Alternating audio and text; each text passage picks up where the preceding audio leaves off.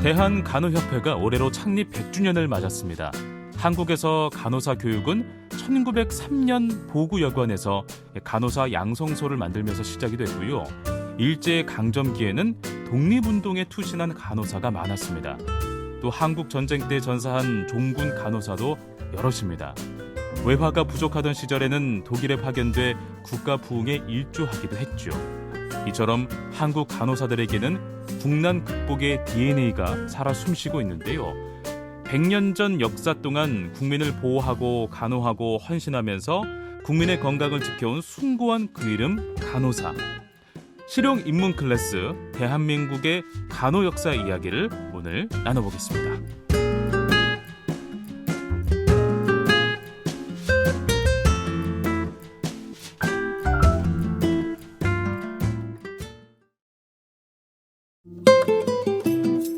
일상에서 실질적으로 쓸모있는 인문학을 쉽고 다양하게 즐기는 실용 입문 클래스.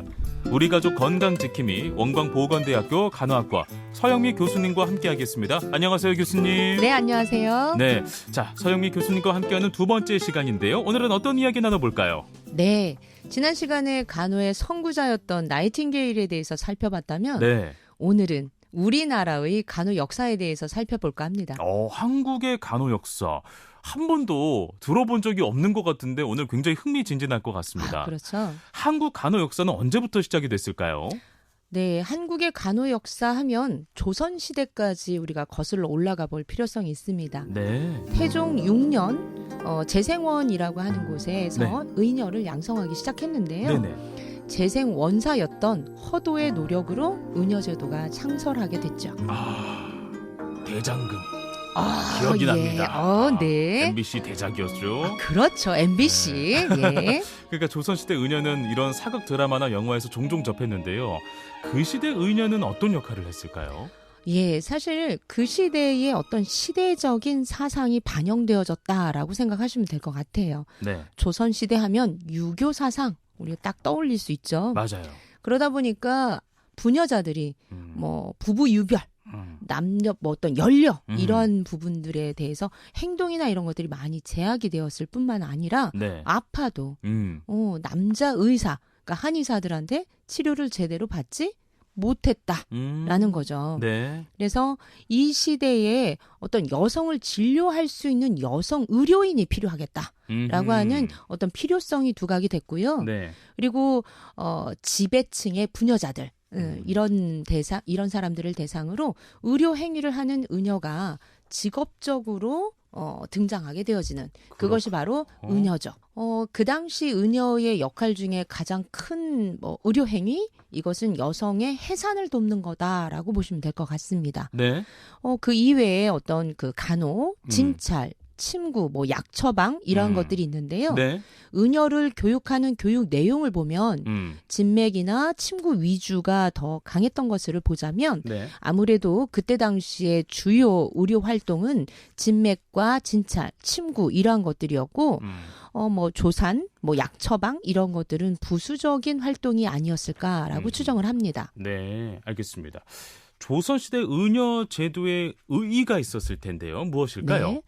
예, 그 당시 의녀는 사실상 배워서 양반인 이런 자제들에 의해서 의녀가 발탁되어졌다. 네네. 사실 이게 아니죠.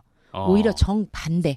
그래서 어떤 그 관비들 그런데 좀 똑똑하게 잘 알아듣는 이러한 친구들을 이러한 대상자들을 상대로 의녀로 양성을 하게 됩니다. 그렇군요. 네, 그래서 이 당시에 사실 양반집 교수들은 아까도 말씀드렸지만 제대로 활동을 할 수가 없었다라는 거죠. 그러다 보니까 창고의 어떤 궁사 이런 동녀와 같은 천인들 중에서 발탁을 했고요. 이 천인들은 남성 의사로부터의 어떤 교육을 받는 것 이러한 것들이 제약이 따르지 않았죠. 그리고 넌 여기 가서 진료를 해. 의료 활동을 해. 이러한 것들이 어디든 국가가 지정해 주는 곳이면 편안하게 갈 수 있었던 그러한 것이 또 이제 의녀들이었죠. 네. 네. 그리고 또 재밌는 건 과거에 우리 궁녀들 결혼했어요? 안 했어요? 궁녀들이요? 예. 결혼 못했죠. 절대 못했죠? 네네. 그런데 은여들은 결혼을 할 수 있었다라는 거죠. 그래서 천인 출신이었음에도 불구하고 예를 들어서 양반의 첩이 됐다. 그러면 자기 대신 어떤 여종 한 명을 보내게 되죠. 아하. 그러면 양인 신분을 획득하는 그러한 부분도 있었습니다. 네. 네. 그래서 결국 우리가 조선시대의 은여제도의 의의가 뭐냐라고 하는 그런 질문에 대한 답을 네.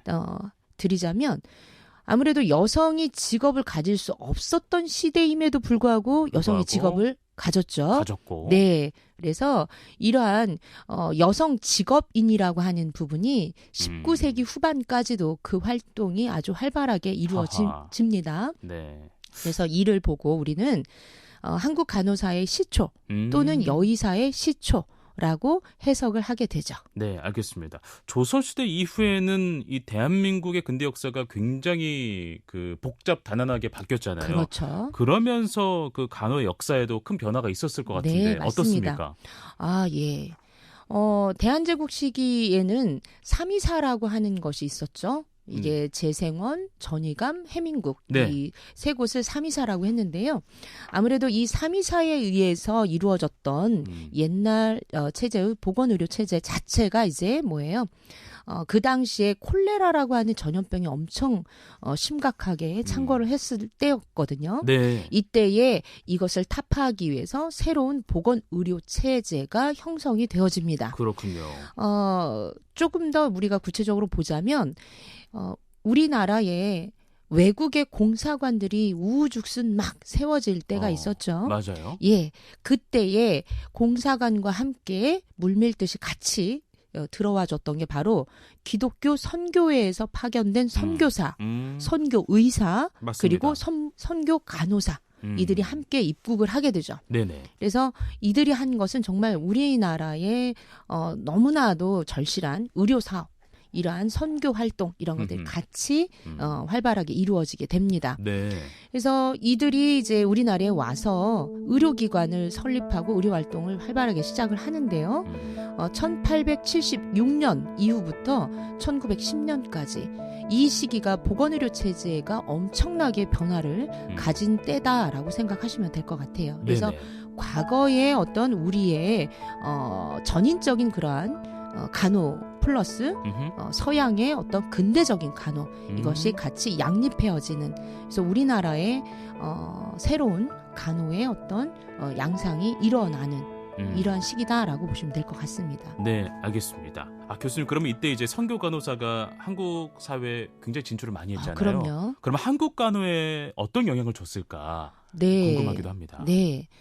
사실 이러한 선교 간호사들이 우리 한국 간호에 미친 영향은 엄청나게 지대했다라고 보시면 되겠습니다. 네. 그래서 과거에 우리의 간호는 단순한 돌봄의 개념? 이러한 것이다라고 보시면 되겠는데요. 전문적인 의료인으로 발전할 수 있는 교육의 기틀을 다져줬다라고 보시면 될 것 같습니다. 네. 그래서 이를 기반으로 해서 오늘날의 한국의 간호 역사가 만들어졌다라고 예. 생각하시면 되겠죠. 그렇군요. 현재의 우리 간호의 수준은 어느 정도냐면 네.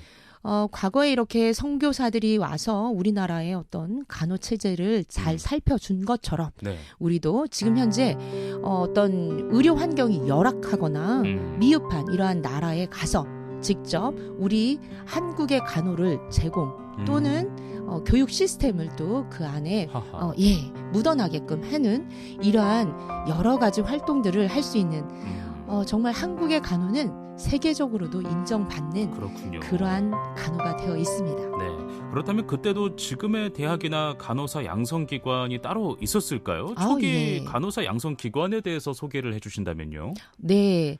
정말 우리가 대표적인 양성기관 하면 정동의 부인병원이고 보구여관에 설치되었던 이것이 최초의 간호부 훈련 과정을 가지게 되는 그런 교육기관이라고 보시면 되겠습니다. 그렇군요. 예, 이 기관은 선교사 에드먼즈의 노력과 수고에 의한 그러한 그 간호교육의 효시가 되어지는데요. 네.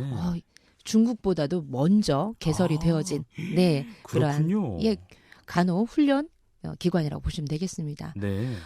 이 보구여관의 첫 입학생은 6명이었거든요. 네. 그런데 중도에 2명이 탈락을 하게 되고 네네. 1906년 나머지 4명이 과정을 마치게 되죠.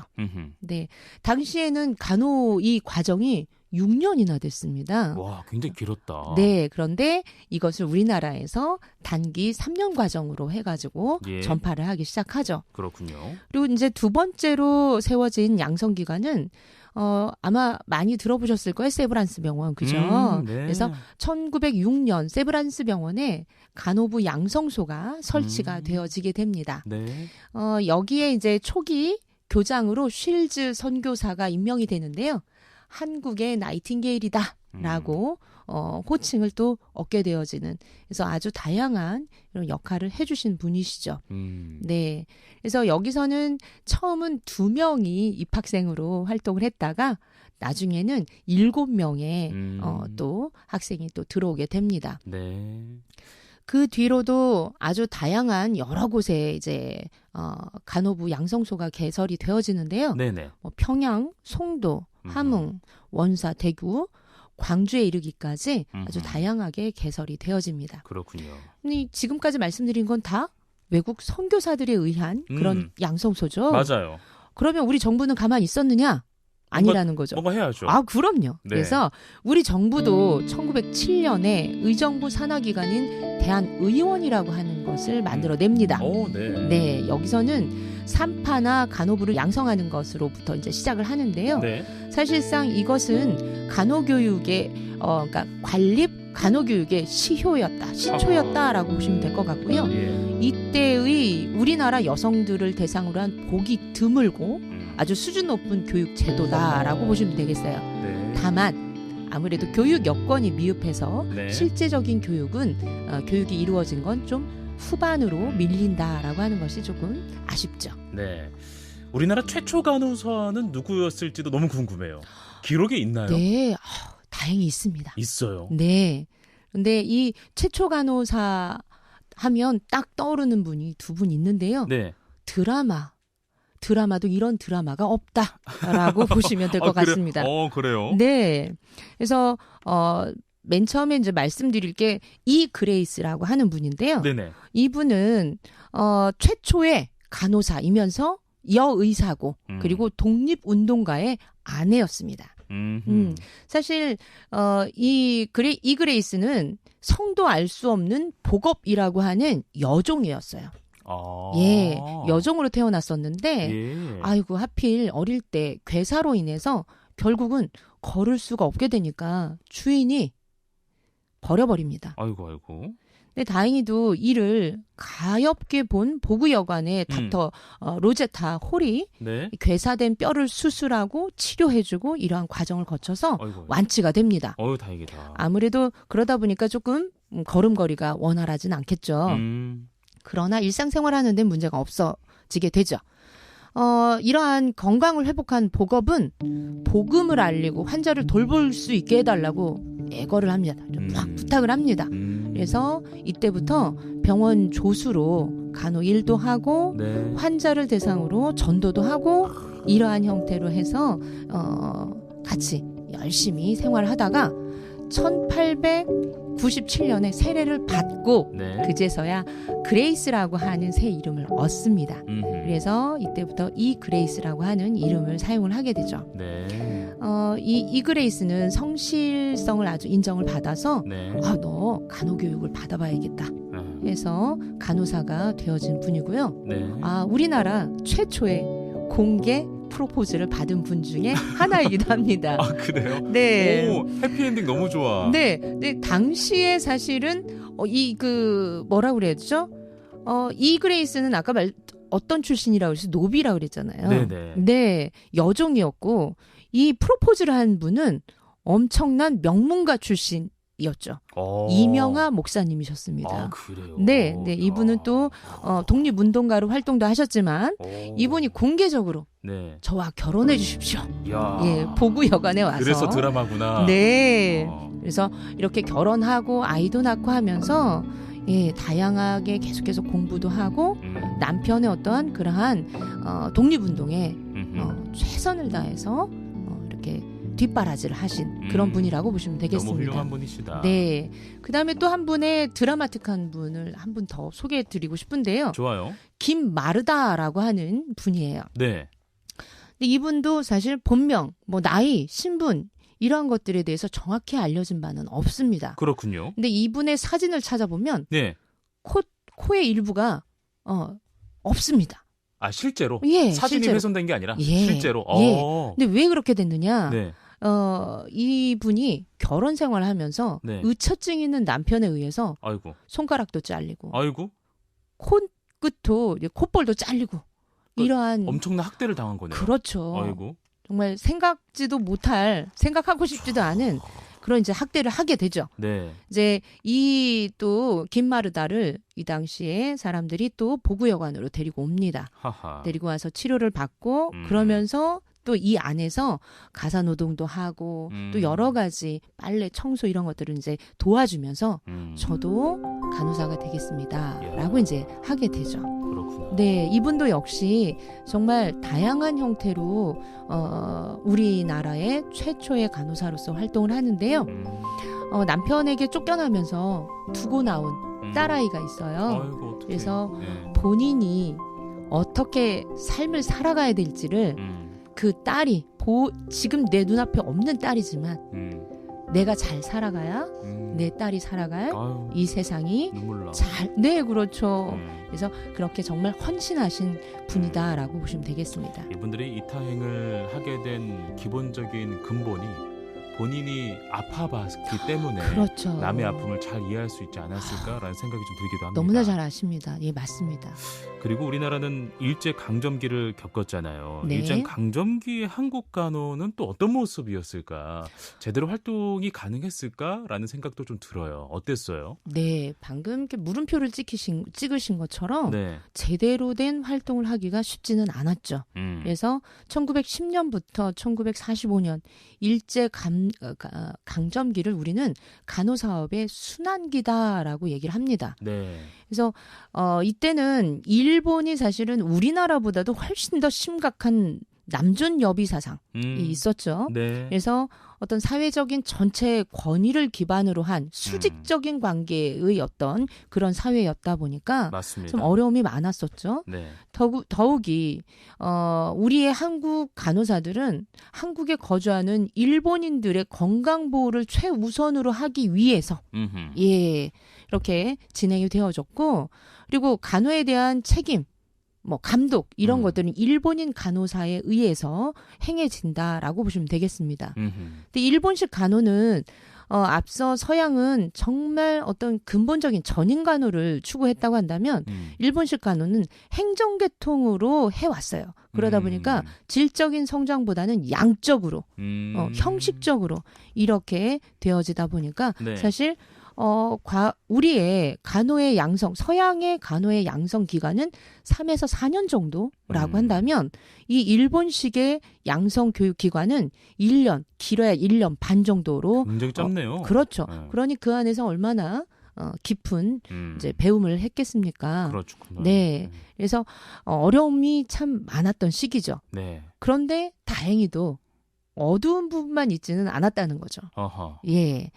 초기 개척기 간호사들에 의해서 시대적, 선구자적인 어떤 사명감, 의지 뭐 이런 것들에 의해서 전문직으로 발돋움할 수 있는 토대를 마련한 시기이기도 합니다. 네. 네. 그래서 간호교육이 전국적으로 자리를 잡을 수 있었고, 또 면허가 제도화되어진, 그리고 또 한 가지 조선 간호부회라고 하는 간호 조직이 또 만들어집니다. 네. 그래서 활발하게 공중보건에 관련되어진 간호 활동들을 통해서 우리나라 간호가 전문직으로 발전할 수 있는 이러한 계기가 되어지는 시기이기도 합니다. 그렇군요. 네. 알겠습니다. 일제 강점기 독립운동의 역사에서도 간호사와 간호학생을 빼놓을 수 없다고도 하는데요. 그럼요. 너무 대단한데요. 독립운동에서까지 영역까지 간호사가 만약에 했다고 하면 그렇죠. 이 내용은 어떤 내용일까요? 예. 이거는 정말 대한간호협회에서 아주 큰 일을 해냈는데요. 간호 역사 뿌리를 찾기 위해서 계속해서 사업을 추진을 했고요. 네. 2012년도에 간호사의 항일운동이라고 하는 것을 처음 펴냅니다.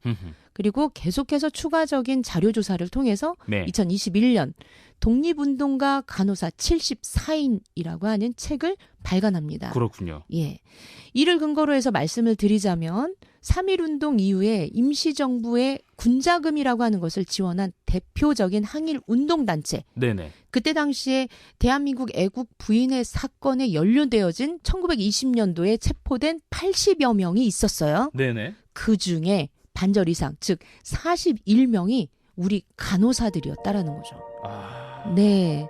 그래서 이들이 정말 행한 것은 어떤 동료 간호사들에게 야 우리 이런 일을 해야 해 하면서 군자금을 모으는 역할도 하고 야. 예 그러다 보니까 대한민국 애국 부인의 산하의 적십자 회장을 맡고 있었던 당시 세브란스 병원 간호사 이정숙이라고 하시는 분은 이분은 1920년도에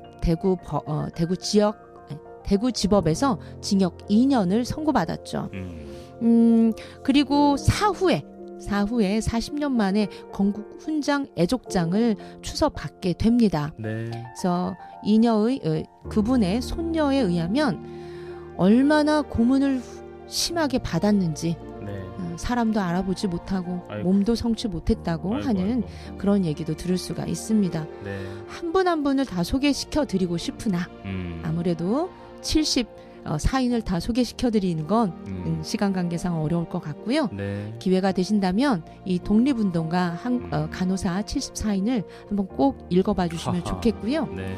여기에 우리 학생들, 간호 학생들 네. 당연히 열심히 살아 숨쉬어서 독립운동을 함께 했다라는 근거도 같이 나와 있다라고 보시면 되겠습니다. 알겠습니다. 또 한국 사회에서 간호사 하면 파독 간호사를 우리가 또 빼놓고 얘기할 그렇죠. 수가 없어요. 그 파독 간호사는 여러분 모두가 아실 테니까 많이 들어봤죠. 이 파독 간호사의 의의가 무엇인지 네. 이 부분 한번 이야기해 주시면 어떨까 싶어요. 네. 아무래도 파독 간호사가 우리가 독일의 서독으로 가게 된 이유가 결국은 우리나라의 열악한 경제 상황을 네, 해결해내기 위한 그러한 부분이기도 했죠. 맞습니다. 근데 이렇게 파독 간호사들이 매년 국내로 송금을 약 1,000마르크 오. 이상의 외화를 계속해서 국내로 하하. 보냅니다. 그렇군요. 예, 그래서 국가 경제 성장에 아주 공헌을 하게 되죠. 맞아요. 그리고 실업 문제 해결도 또 같이 되어지다 보니까 고용 안정이 같이 되어지는 게 되죠. 네네. 더욱이 선진국의 지식이나 기술 이런 것들을 습득을 해서 네. 귀국한 상태에서 이것을 또 국내에 열심히 또 퍼뜨리기도 했고요. 네네.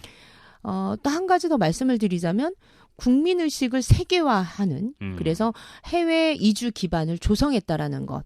이것이 또 하나의 의의죠. 네. 네. 그리고 간호사의 어떤 그 대량 해외 취업 이러한 것들이 이제 발생을 하다 보니까 네. 이 시기에 우리 국내에 간호사들이 또 부족하게 되겠죠. 아, 네네. 그러다 보니까 간호조무사 또는 병원 보조원 이러한 그 인력들이 이제 기용되어지는 그러한 또 네. 예, 상황이 되기도 합니다. 그러니까 직업의 다양화를 그렇죠. 또 이렇게 발생시키는 네, 맞습니다. 역할을 또 하신 거군요. 네, 네, 네. 네, 알겠습니다. 요즘은 그 이제 전문적인 간호사 분야가 정말 다양하더라고요. 네. 그 병원의 임상과 진료실 구분에 따라서 다르기도 하고요. 그 보건 전문 간호사 분야도 다양하던데. 네, 맞습니다. 어떤 부분이 있을까요? 말씀하신 것처럼 이제 전문적인 간호사가 나아갈 수 있는 분야는 엄청나게 다양하거든요. 대표적으로 병원 간호사. 우리가 일반적으로 간호사 하면 병원에 있는 간호사들을 많이 생각하시죠? 예. 그리고 이제 우리나라에는 12개의 전문 간호사가 있는데 네. 이것은 이제 서양의 그러니까 미국의 전문 간호사를 기준으로 하자면 의사와 거의 동급으로 생활을 할 수 있는 그래서 처방권을 갖고 있는 그런 대상자들이라고 보시면 되는데 그렇군요. 아직 우리나라는 거기까지의 수준은 아니고요. 그다음에 조산사, 그다음에 다양한 산업체에 있는 간호사, 네. 그리고 사회복지시설, 보험심사, 뭐 국제간호사, 오. 그리고 우리 초중고 가면 아이들이 어디를 배 아파요 하면 어디 가죠? 보건실 가죠. 보건실 가죠. 네, 예. 거기에 계신 보건교사, 오. 또 보육교사, 예. 뭐 간호교육사, 그리고 공공보건의료 이러한 곳에서 다양하게 이제 역할들을 하죠. 네네. 그리고 병원은 규모에 따라서 다양한 또 파트들이 나눠지죠. 그래서 직접적인 간호 업무를 하기도 하고요. 행정적인 업무를 보기도 하죠. 그리고 여러 가지 국가 기관들에서도 우리가 활동을 할 수가 있는데요. 네네. 예를 들면 한국보건사회연구원, 어허. 한국보건산업진흥원, 네. 그다음에 건강보험심사평가원, 그다음에 질병관리본부 이러한 곳. 그리고 또 하늘을 향해서 이 나라 저 나라 사람들을 옮겨주시는 이런 항공사 직원들. 우리가 일명 스튜어디스라고 하죠. 네. 이런 항공회사 이런 곳에서도 우리가 갈 수가 있겠고요. 맞네요. 네. 그럼요. 그리고 우리 불나면 또 응급 상황이 발생하면 누가 막 달려오죠? 소방차 공무원들. 네네. 예, 그래서 119 구급대원. 하하. 예, 그리고 방문간호사. 등등등. 너무 다양합니다. 네. 이 이상 더 많은 분야도 있지만 여기까지 하겠습니다. 너무 많아서 누군가를 간호하고 간호받고 살아가는 시대, 간호의 인문학적 가치, 우리 교수님의 마지막 말씀 네네. 간단하게 말씀 듣고 마무리하겠습니다. 네. 우리가 누군가의 아픈 사람이든 건강한 사람이든 그 사람이 하는 말을 잘 귀 기울여 주는 것. 네. 이 자체가 존중의 시작이거든요. 그래서 간호를 받는 사람도 간호를 제공하는 사람도 이 존중 속에서 상호의 어떤 그런 과정들을 잘 겪어야 됩니다. 일상생활 속에서 서로가 존중하고 생활한다면 네. 그것이 신체적인 것뿐만이 아니라 정신적인 안정을 줄 수 있기 때문에 근본적인 간호의 시작이 바로 존중이다 라고 말씀을 드리고 여기에서 마무리할까 합니다.